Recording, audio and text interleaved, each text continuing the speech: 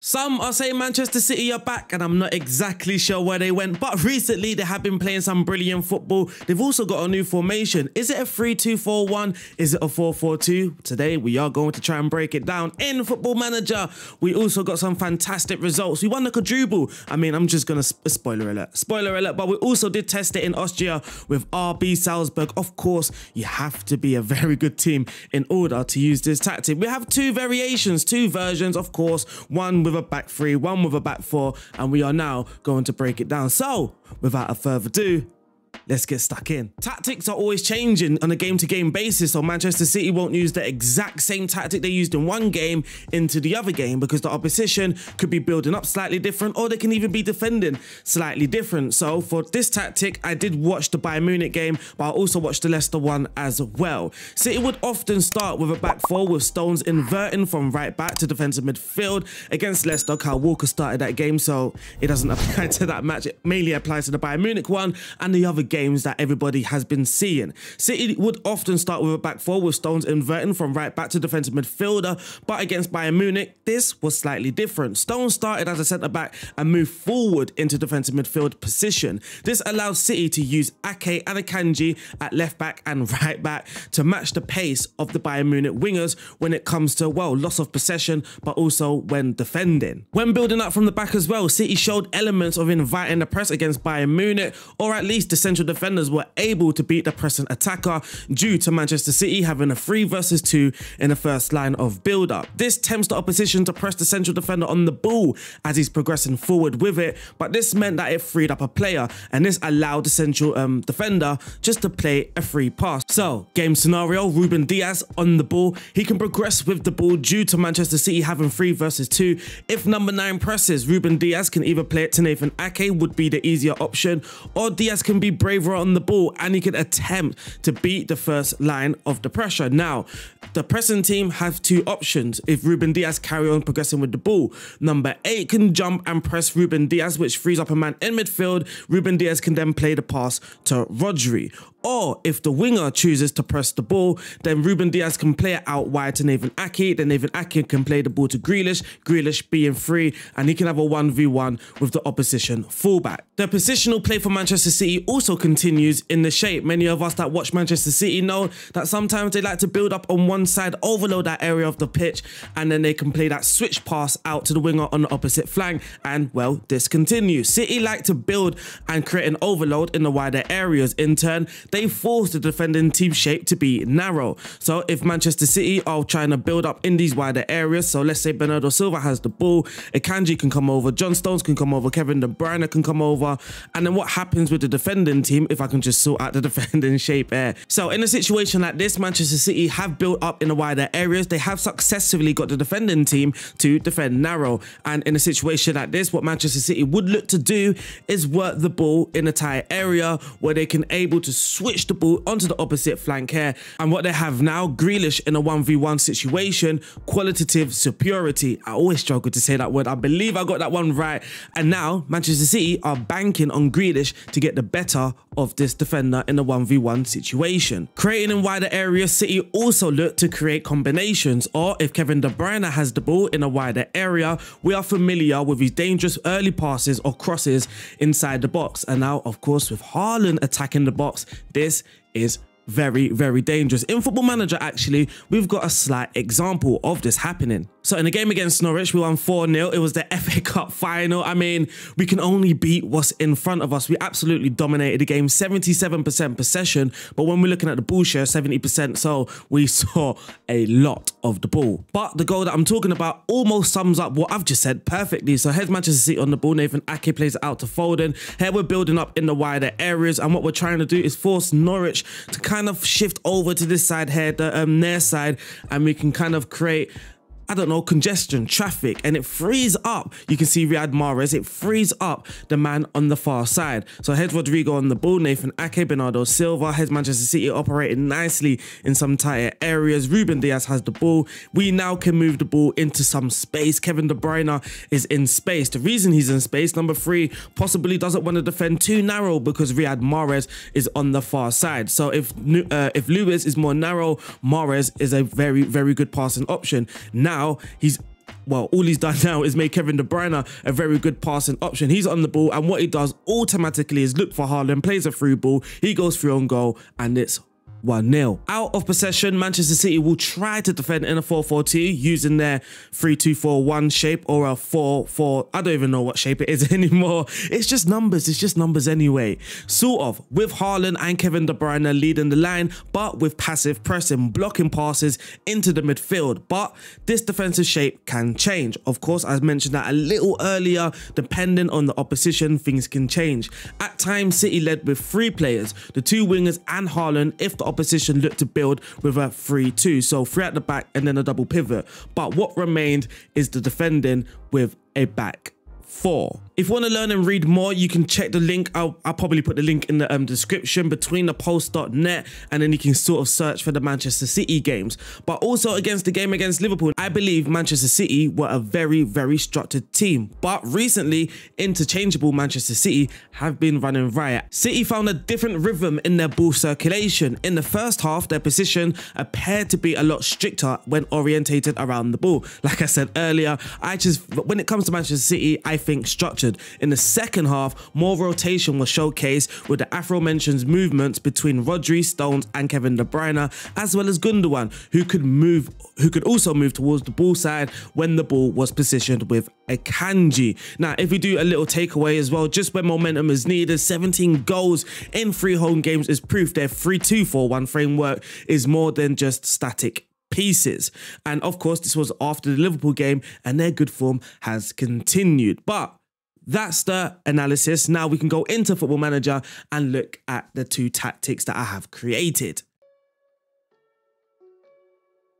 So for the first tactic, there's actually 3 tactics. I lied. I said there was 2. There's actually 3. The second and third one, they're effectively the exact same thing, but one with just slightly different mentality, just a slight different setup. But as you can see here, we are now looking at the 3-2-4-1. Looking at the team instructions, we are starting off with a positive mentality, something that I rarely do in this game, but with this formation and this tactic, it worked perfectly. Attacking width is set to fairly wide just so we can build up in those wider areas. The reason why I haven't gone with wide is because I still want a little bit of, I don't know, flexibility. Is that the word? Flexibility. I don't want everything just to be wide at any given time. I want it fairly wide. Fairly wide. Sometimes we can get some narrow movements as well. Approach play, we are doing underlaps on the left and underlaps on the right. I felt sometimes with when we had the ball with the wingers, especially the wingers, there just wasn't enough support. As you can see, the wingers are kind of far away from the central defenders, especially the wide central defenders here and the 2 holding midfielders.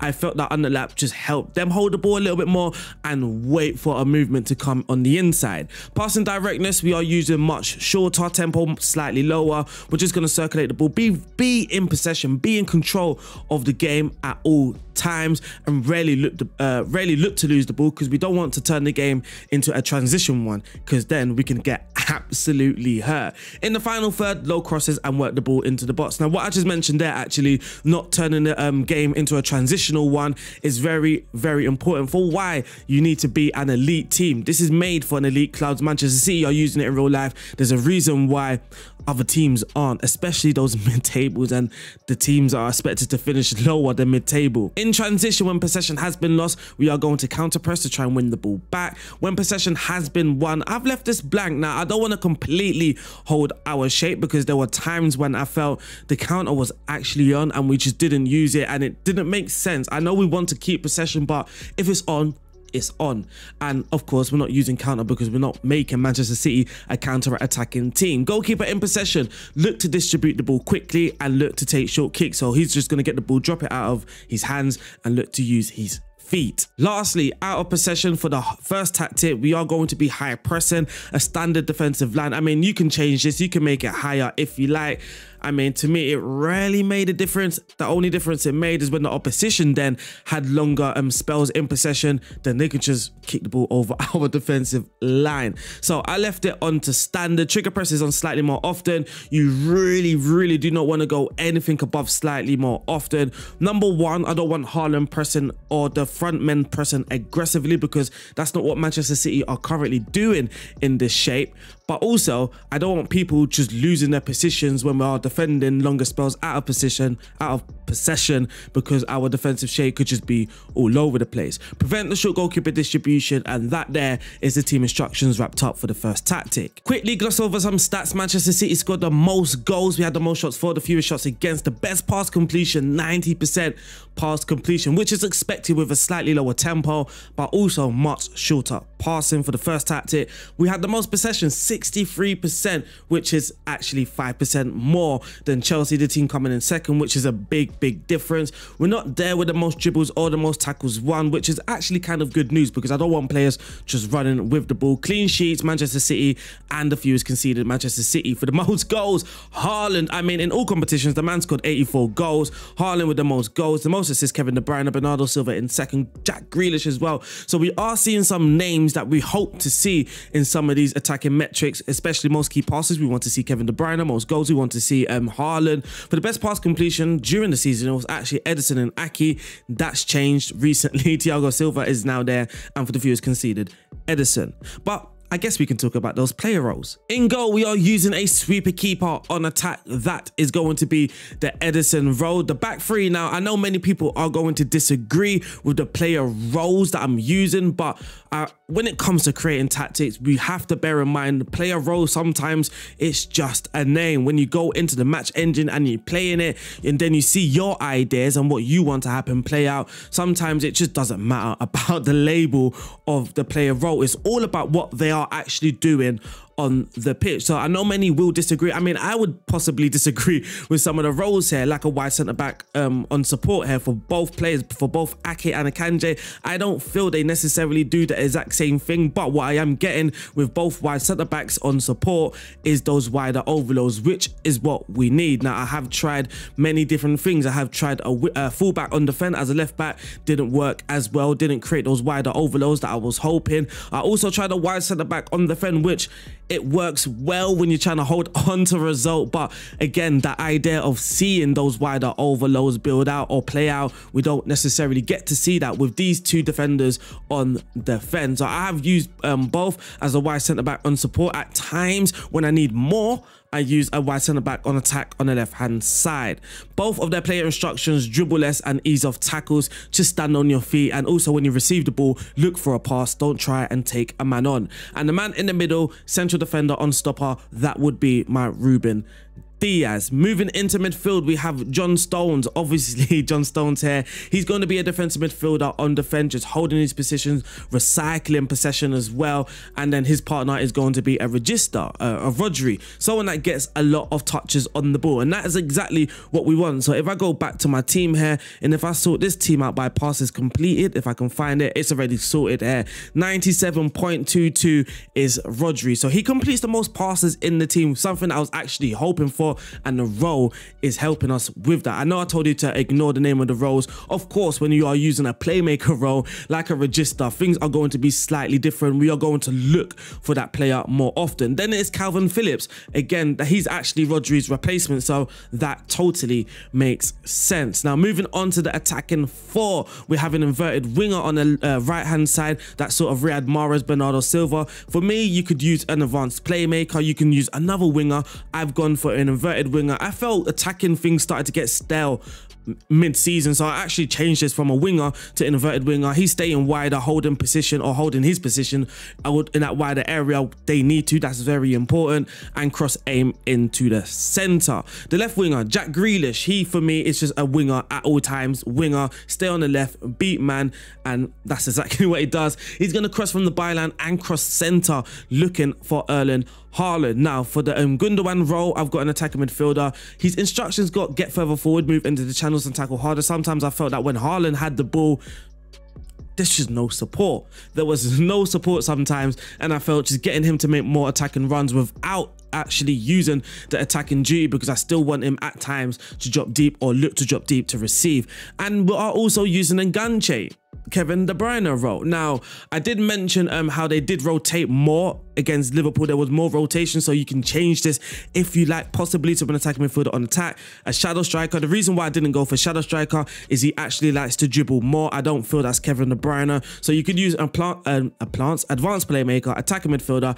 I went with an enganche, a role that I never used before, but someone that actually holds his position, which I felt dangerous. You saw with the Norwich clip as well, and you will see some a little later after this, is that holding his position in this right half channel was fantastic. It was beautiful. And again, he likes to dribble less and takes more risks. So as soon as he gets the ball, he's looking for a pass. As soon as he gets the ball, he's looking for a pass. And often it's a key pass. You saw him with the key passes, and it was beautiful to watch. It was, admittedly. And up top, lastly, we have an advanced forward. I mean, you can actually use a poacher. If your idea of Haaland is minimal touches, score goals, then that is fantastic. But against Bayern Munich, we saw slightly different. Actually, when Manchester City were building up in those wider areas and creating spaces, Haaland would drop deep and look to link up. So Haaland is not always that poacher that we believe he's not always that poacher that sometimes we see. Again, certain matches require players to do certain different things.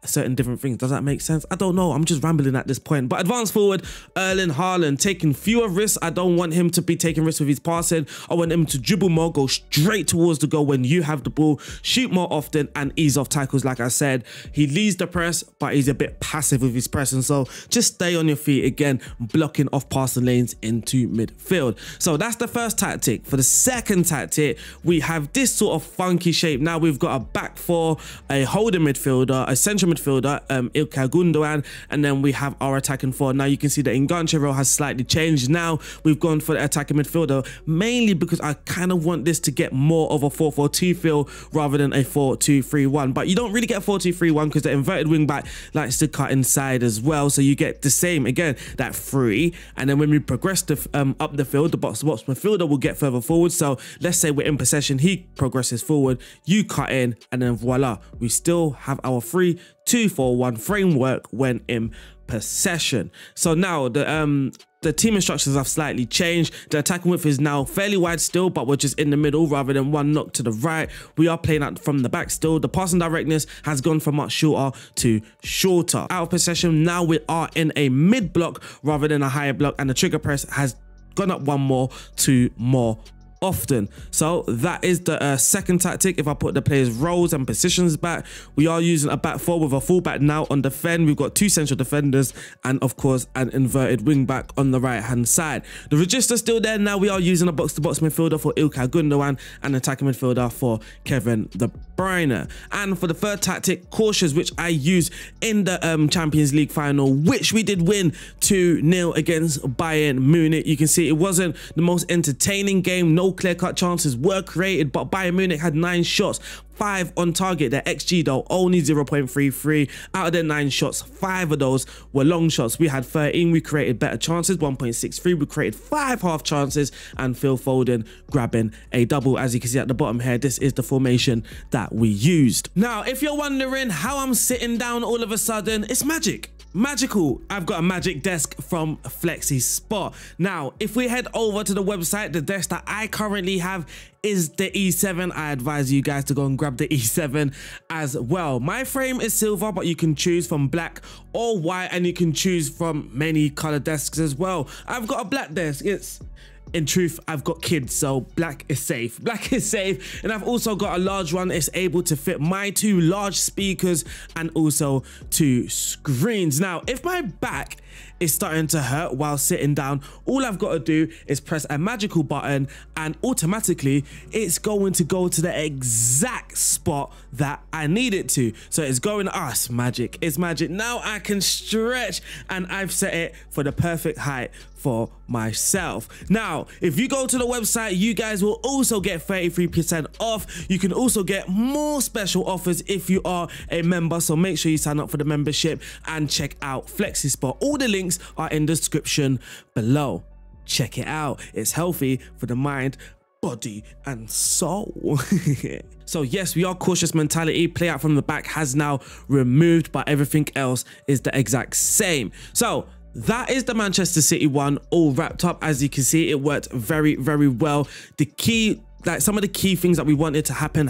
Jack Grealish making those dribbles, Erling Haaland scoring goals, Kevin De Bruyne setting up the chances. How did it do in Austria? So with Salzburg, it worked really, really well. We played 32, we won 26, drawing 5, losing 1. Actually, how many games did we lose at Manchester City? I don't think we looked at the league table once with Manchester City. So looking at the league table, Manchester City played 38, winning 30, drawing 5, losing 3. 4 of those 5 draws came away from home and 1 coming at home to Manchester United. We lost 3 games, all 3 games away from home: West Ham, Liverpool and Manchester United. And as you can see it there, Haaland with 58 goals. With Salzburg, we played 32, winning 26, drawing 5, losing 1, drawing 5 again.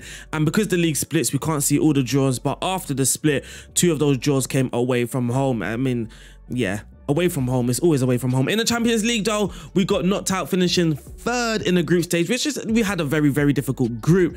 But I mean, fair play to us. We did beat Chelsea. We smashed Olympiacos both home and away. And the 3 losses, I mean, we lost to Bayern twice and we lost to Chelsea. It's not good. It's not looking good. In the Europa League, we made it to the round of 16, losing to Real Sociedad, which was very, very, very harsh. We didn't deserve to lose any of the games, but we did. And in the Austrian FA Cup, we got knocked out in the quarter final. But looking at the statistics, we scored the most goals, most shots for, few shots against, and we had the highest possession with 66% this time, more so. But of course, the quality difference with RB Salzburg and the rest of the teams in the league, it's a bit of a gap. Benjamin Sesko, 36 goals in just in the league, 45 in all competitions. Noah Akufo with 12 assists. But I mean, the top 4 is all 4 of our players. We've got the most shots for, most man of the match awards, and obviously for the key passes, it has to be man like Oscar. Nicholas is also there with 83 and Kamari there with 76. I am using both tactics, as we can see here. If I go to analyst report here, you can see formations used. It's the 2 formations used. Actually, we used the 4-1-4-1 55% of the times compared to the 3-2-5. That is likely because in the Champions League, I used it, well, in Europe, I used the 4-1-4. I used this formation basically. I used this one in every single game in Europe. So that means every game in the Champions League and in Europa. Of course, it's going to be way too much of a risk to use this formation in the Champions League. It's always fun beating Tottenham Hotspur, of course it is, but it's even better this time with Manchester City, as Haaland wasn't even playing. But let's watch the goals. Let's watch the goals. So for the first one, Eridai clears the ball, Ake wins the header, Phillips picks up the rebound. It's a lovely pass into the striker. Hugo Lloris can be doing better there, can be doing better. Now this highlight started very, very quickly, and what we're going to do is just wheel it back to see if there was any build-up play. And yes, of course there was actually a lot of build-up play. So here's Nathan Ake on the ball, plays it to Rodri, into Diaz, Walker. Look at the lovely play, look at the build-up play, always passing it back as well. That passing back option is there. I've seen someone complaining about that on Football Manager, that it doesn't happen often, and that's actually a nice goal. But passing back does happen a lot if you set it up correctly. So here's the 3rd goal. Again, it's off the mistake. Jack Grealish that time with a goal, and the last one, Kevin De Bruyne picking up the goal. It's a lot of mistakes by Tottenham, a lot of mistakes. This game here is us beating Real Madrid away from home. I mean, if any Manchester City fans are watching this, you guys should be excited about this. The first goal came from a corner, actually. Alvarez, like I said, Kevin De Bruyne sometimes doesn't even take the corners. Alvarez took this one straight into Haaland. Here comes the 2nd goal. Us just putting so much pressure on Real Madrid. That's the 2nd goal. And here's the 3rd one, some build-up play. So we are going to rewind it once again. So Alaba tries to clear the ball into Benzema, but Diaz beats him towards the ball. Walker into Palmer, KDB. Here's Walker again. So here we are using the back 4, but you can see how narrow and how central Walker is. So it's still effectively the back 3's here with Ake, Laporte and Diaz, and then the 2 in midfield, Rodri and Walker. But there was a brilliant through ball there by Walker, actually. Walker, of all people, plays this lovely pass into Haaland. He breaks the defensive line and then bang, 3-0. And to sign off another 4-0 win, Haaland scoring a hat-trick in this game. And then Wolves did get a man sent off, but to be fair, it was already 2-0. The game was already done and dusted by then. So, I mean, with 10 men, 11 men, 9 men, it doesn't matter. So the first goal, Kevin De Bruyne, corner. So he does take corners. And then here comes the 2nd goal as well. So we wind it back. Starts with a throw and Ake into Silva. Silva back to Ake. Ake plays it to Diaz, to Rodri, to Stones. That 3-man in midfield at all times. Here's Rodri, Jack Grealish. That's what the box midfield does as well. What a pass into Haaland. So here's Alvarez wide on the right hand side. Rodri, Kevin De Bruyne into Haaland. I mean, yeah, that happened. And then there's Lewis, Kevin De Bruyne back to Lewis, Stones, Walker. Oh, what a finish into the bottom corner, post and in. That wraps up that 4-0 win. Unfortunately, it also wraps up today's video. I hope you guys have enjoyed it. Make sure you download it. The download link is in the description below. But also make sure you go and check out Flexi Spot as well. Again, the link is in the description below. Shout out to my Patreons. Thank you. Many of you still supporting the channel, so I do appreciate that. Really do. I'll see you guys soon. Stay safe. God bless and peace out. Also, a quick word to my Patreons. I appreciate you guys a lot. Thank you for keep supporting. I can't even explain how far it goes, so I really do thank you. Also, if you're considering supporting the channel, make sure you go and check out the Patreon.